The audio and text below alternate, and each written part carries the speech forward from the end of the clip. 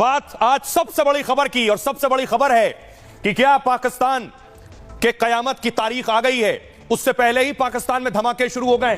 ये तस्वीरें मैं आपको दिखा रहा हूं, पाकिस्तानी सेना शिकार हुई है इस धमाके का। आईडी धमाका था और ये देख रहे हैं पाकिस्तान के फौज का काफिला जा रहा था जिस वक्त यह धमाका हुआ। यह अटैक हुआ पाकिस्तानी सेना पर।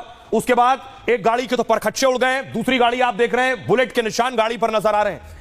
ये है पाकिस्तानी जवान जिनकी मौत हुई है। बलूच लड़ाकों ने इन्हें मौत के घाट उतारा है हमले के दौरान।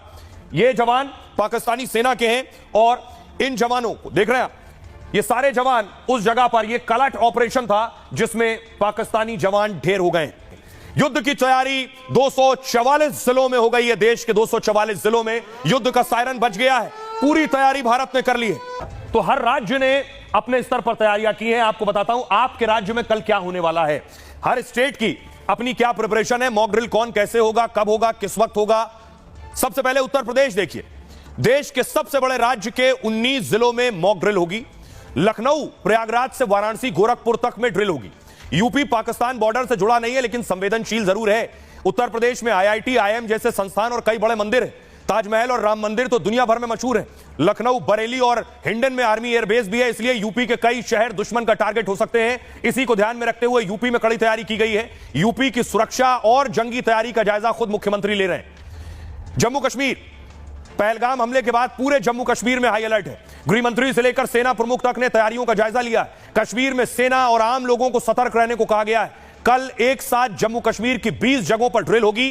श्रीनगर की डल लेक में आज भी ड्रिल का अभ्यास हुआ है। जम्मू कश्मीर का 1220 किलोमीटर का जो इलाका है वो पाकिस्तान से लगता है 1220 किलोमीटर की सीमा है। यह हमेशा घुसपैठ और आतंकी वारदात का खतरा यहां रहता है। जंग की हालत में पाक का पहला टारगेट हो सकता है, इसलिए सबसे ज्यादा सुरक्षा और तैयारी यहीं हो रही है। अगला राज्य है पश्चिम बंगाल। जंग की तैयारी के हिसाब से सबसे ज्यादा संवेदनशील बंगाल है। बंगाल में सबसे ज्यादा 31 जगहों पर कल मॉक ड्रिल होगी। वैसे तो बंगाल का कोई बॉर्डर सीधे पाकिस्तान से नहीं जुड़ा है, लेकिन बंगाल का 2200 किलोमीटर का इलाका बांग्लादेश से जरूर जुड़ा है। शक यह है कि जंग में पाक को कहीं बांग्लादेश साथ न देने लगे। बंगाल के हाशिमारा एयरबेस पर भारत का रफाल तैनात है, इसलिए भी बंगाल आतंकियों की हिटलिस्ट में है। तो सेना से लेकर पुलिस तक खास चौकसी बरत रही है। अगला राज्य है राजस्थान। राजस्थान 28 शहरों में कल ब्लैकआउट होगा। आधे घंटे के लिए ये शहर अंधेरे में डूब जाएंगे। जैसलमेर, जोधपुर जैसे शहरों में सायरन बजेंगे। श्रीगंगानगर में ड्रोन उड़ाने रोक लगा दी गई है। कोटा, रावत भाटा सबसे संवेदनशील इलाके हैं। रावत भाटा में न्यूक्लियर पावर प्लांट है। कोटा रावत भाटा के पास है और यहां थर्मल प्लांट है। राजस्थान का 1070 किलोमीटर का इलाका पाकिस्तान से लगता है, इसलिए भी राजस्थान में चौकसी बढ़ा दी गई है। अगला राज्य है पंजाब। ब्लैकआउट की पहली रिहर्सल पंजाब के फिरोजपुर में हुई। अब पंजाब के 20 जिलों में एक साथ मॉक ड्रिल की तैयारी है। यह ड्रिल हमले से बचने और जंग की तैयारी का अभ्यास है। दरअसल पंजाब का 547 किलोमीटर का इलाका पाकिस्तान बॉर्डर से लगता है। पाकिस्तान यहां घुसपैठ और ड्रग्स कारोबार की कोशिश करता है। हाल में कई संदिग्ध और विस्फोटक भी बरामद हुए। मतलब पहलगाम के बाद पंजाब दहलाने की साजिश थी। एक और बड़ा राज्य है मध्य प्रदेश। मध्य प्रदेश के 5 शहरों में जंग से बचने की ड्रिल होगी। इंदौर, भोपाल, ग्वालियर, जबलपुर, कटनी में अभ्यास होगा। इन 5 जिलों में शाम 4 बजे एक साथ सायरन बजने लगेंगे। ड्रिल से पहले सीएम मोहन यादव ने अधिकारियों के साथ बैठक की है। एक और बड़ा राज्य है आर्थिक राजधानी महाराष्ट्र। मुंबई, पुणे, नासिक समेत 16 जिलों में ड्रिल होगी। 2008 में मुंबई में आतंकवादी हमला हो चुका है, तब समंदर के रास्ते घुसे आतंकी और वारदात को अंजाम दिया। इस बार ऐसे खतरे से बचने के लिए युद्ध स्तर पर तैयारी की गई है, लेकिन फिर भी दुश्मन हमला करता है तो निपटने के इंतजाम है। फडणवीस सरकार अलर्ट है और ड्रिल को लेकर खास निर्देश दिए गए हैं। एक और राज्य है और संवेदनशील राज्य है गुजरात। 500 किलोमीटर का इलाका पाक बॉर्डर से जुड़ा है। समंदर और रेगिस्तान का एक हिस्सा पाक से जुड़ा है, इसलिए गुजरात टारगेट पर भी रहता है और चौकन्ना भी। पहलगाम हमले के बाद अरब सागर में कई जंगी जहाज उतारे। भारतीय सेना ने समंदर में फायरिंग भी की, ड्रिल भी की। अब 19 शहरों में हमले से बचाव और ब्लैकआउट का अभ्यास किया जाएगा।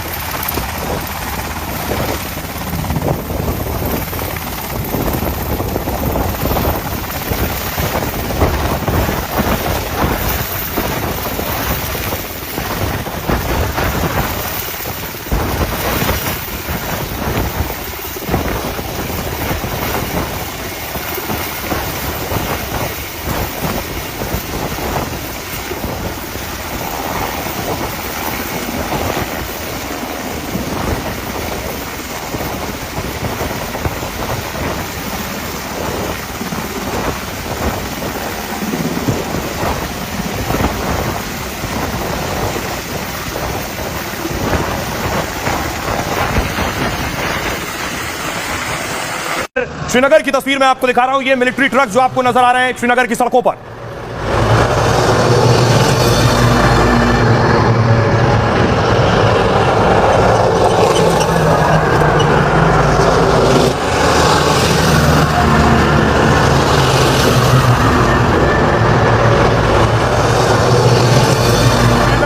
तेज हो गया है। अगली तस्वीर देखिए पाकिस्तान में भी बॉर्डर पर टेंशन हाई है। ये पाकिस्तान की तस्वीर, रोज इस तरह की तस्वीरें सामने आ रही है। पाकिस्तानी टैंक्स आप देख रहे हैं ट्रक्स के ऊपर लदे हुए हैं और बताया जा रहा है ये सीमा क्षेत्र की तरफ बढ़ रहे हैं।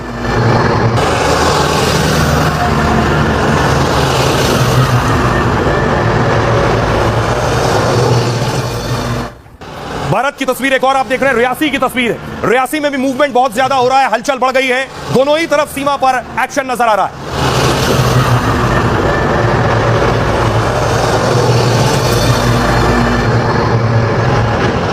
कुछ और पाकिस्तानी टैंक्स की तस्वीरें आज सामने आई हैं। पाकिस्तान क्या कर रहा है, भारत से डर कर, इस खौफ में कि भारत कुछ करेगा उसकी हम तैयारी पहले से कर लें, यह उसकी एक तस्वीर है।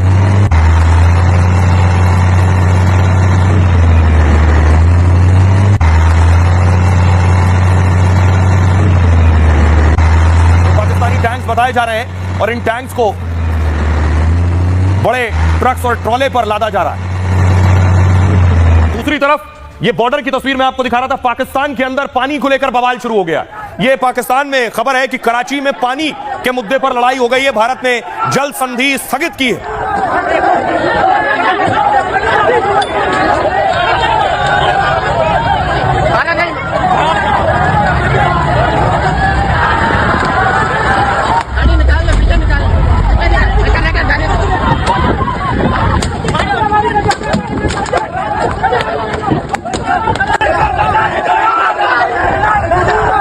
पाकिस्तान के अंदर और ये पीओके में देखिए, पीओके में बवाल शुरू हो गया है। पाकिस्तान के खिलाफ लोग सड़कों पर उतर आए हैं, नारेबाजी कर रहे हैं।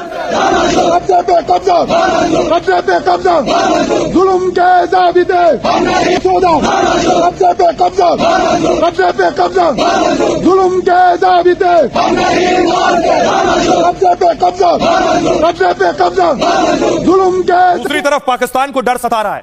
पिछले दिनों शहबाज शरीफ, 3 दिन पहले शहबाज शरीफ तुर्की में थे, एर्दोगन से मिल रहे थे। एर्दोगन यानी तुर्की से मदद मांग रहे हैं शहबाज शरीफ। और खबर है, अगली तस्वीर में दिखाऊं, खबर है कि मदद की खेप पहुंची। उससे पहले अगली तस्वीर देखिए, भारत ने रफाल डील कर ली है। शहबाज तुर्की से हथियार मांग रहे हैं, भारत ने फ्रांस से और रफाल लड़ाकू विमान खरीद लिए हैं।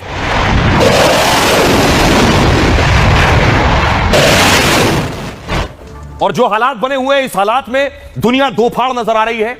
एक तरफ अमेरिका है, रशिया है, फ्रांस है, ऐसे देश भारत के साथ आकर खड़े हो गए। दूसरी तरफ कुछ देश पाकिस्तान के साथ भी खड़े हुए हैं। दुनिया में प्रदर्शन हो रहा है जहां इंडो और पाक यानी इंडिया पाकिस्तान के लोग आमने सामने। यह तस्वीर मैं आपको लंदन की दिखा रहा हूं। एक तरफ पाकिस्तान के लोग प्रदर्शन कर रहे हैं, दूसरी तरफ भारत के लोग।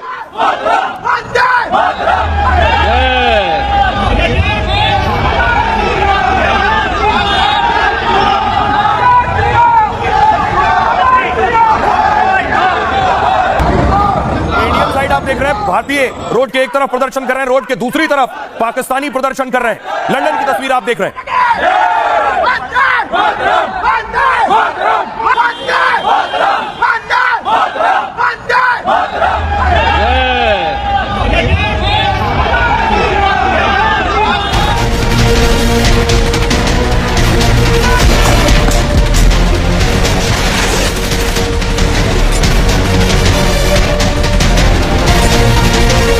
हिंदुस्तान और पाकिस्तान में तनाव के बीच दुनिया दो हिस्सों में बट गई है।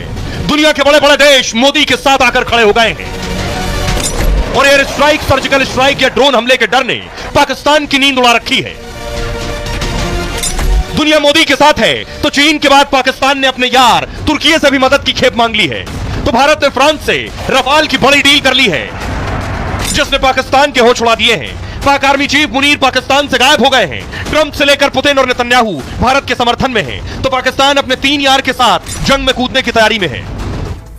और देखिए जरा दुनिया में कैसे प्रदर्शन हो रहा है। वॉशिंगटन की तस्वीर मैं आपको दिखा रहा हूं। वॉशिंगटन डीसी में लोग सड़कों पर उतरे, गुस्से का इजहार कर रहे हैं। पाकिस्तान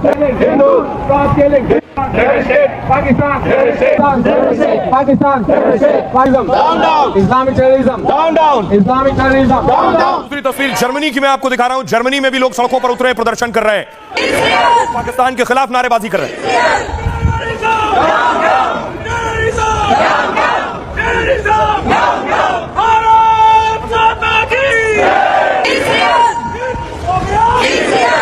अब आपको बताऊं, देखिए जरा दुनिया में कौन किस तरफ आकर खड़ा हो गया है। सब ये समझ रहे हैं मोदी बदला तो लेंगे, मोदी कुछ तो करेंगे, ये सबको एहसास है। और इस एहसास में कौन किस ओर है, ये दो तस्वीरें आपको बता रही हैं कौन किस तरफ खड़ा है। एक तरफ देखिए मोदी की तरफ आपको पुतिन नजर आ रहे हैं, मैक्रोन नजर आ रहे हैं, नेतन्याहू और ट्रंप नजर आ रहे हैं। दूसरी तरफ शाहबाज की तरफ जिनपिंग है और एर्दोगन है। पाकिस्तान के खिलाफ भारत का चक्रव्यूह तैयार है। भारत के हमलों से डरा पाकिस्तान टेंशन में है। पाकिस्तान के विदेश मंत्री बार बार फोन डायल कर रहे हैं। चीन के साथ तुर्की और अजरबैजान से मदद की मांग कर रहे हैं। ब्रिटेन, सऊदी अरब, मिस्र और ईरान से भी संपर्क साधा है। लेकिन फिलहाल पाकिस्तान के साथ 3 देश खड़े हैं। पहला चीन। चीन पाकिस्तान का सदाबहार दोस्त है।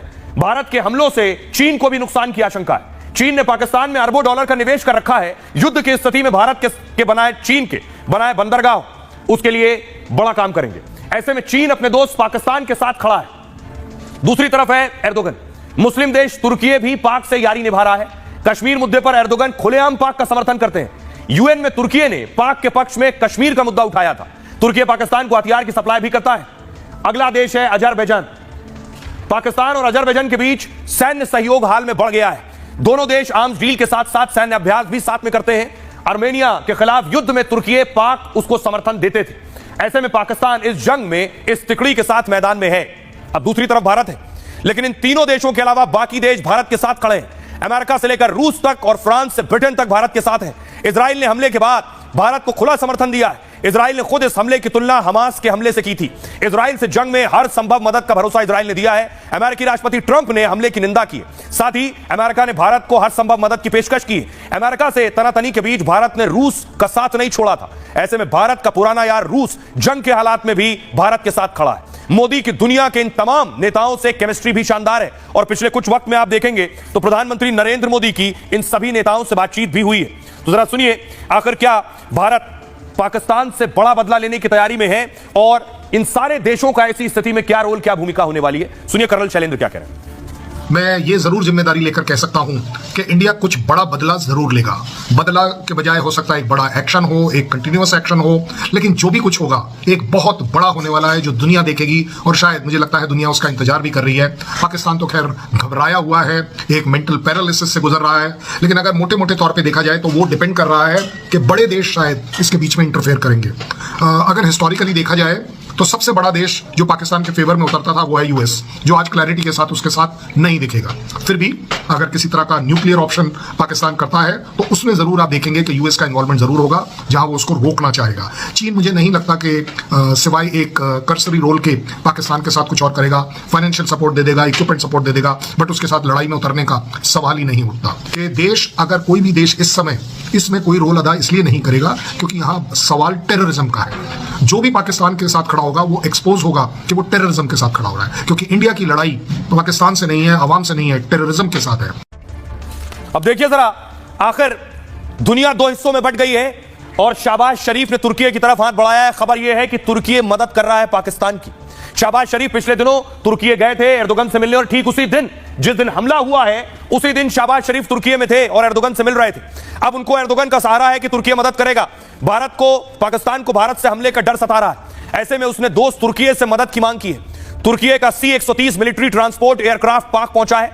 विमान में तुर्की ने पाकिस्तान के लिए गोला बारूद भेजा है। खबर यह छह C-130 हरकुलिस परिवहन विमान पाकिस्तान में उतरे। ऐसे 6 विमान, मीडिया रिपोर्ट में इसका दावा किया जा रहा है। गोला बारूद के साथ ईंधन भी भेजा गया है। पाकिस्तानी सेना में गोला बारूद और फ्यूल की भारी किल्लत है।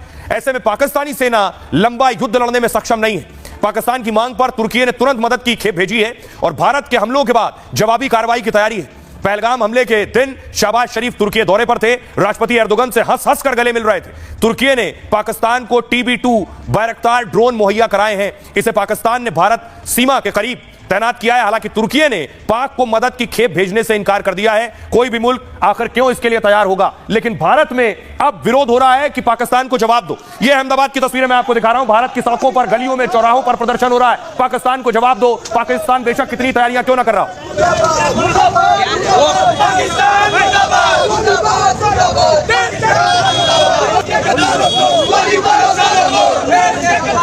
दूसरी तरफ देखिए, जम्मू से तस्वीरें आई। जम्मू में रोज प्रदर्शन हो रहा है, कश्मीर में रोज लोग सड़कों पर उतर रहे हैं।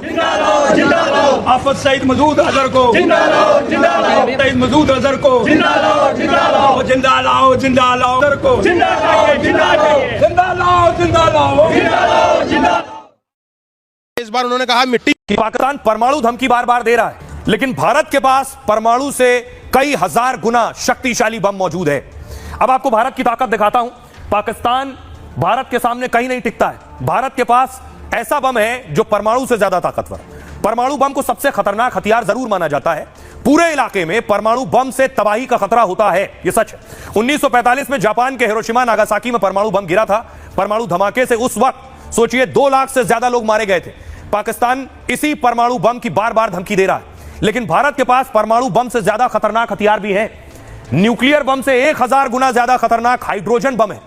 यह 10 सेकंड में सूरज जितनी चमक वाला आग का गोला बनाता है और इतनी ज्यादा गर्मी और आग फैलाता है कि सब कुछ राख कर देता है।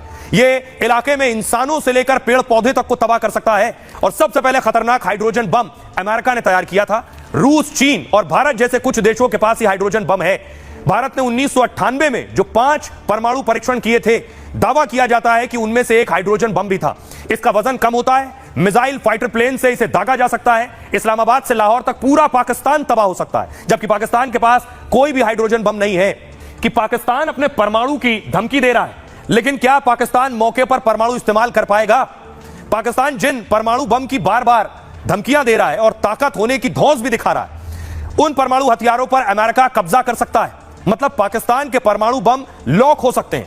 2011 में भी अमेरिका ने ऐसा ही प्लान बनाया था।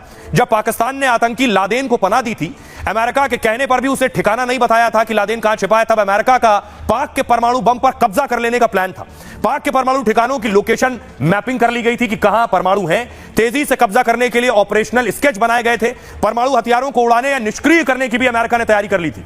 इसके लिए वैसे ही प्लानिंग थी जैसे ओसामा को घुसकर मारने की प्लानिंग थी, यानी सील कमांडो समेत कई जवानों की खास टीमें बनाई गई थी।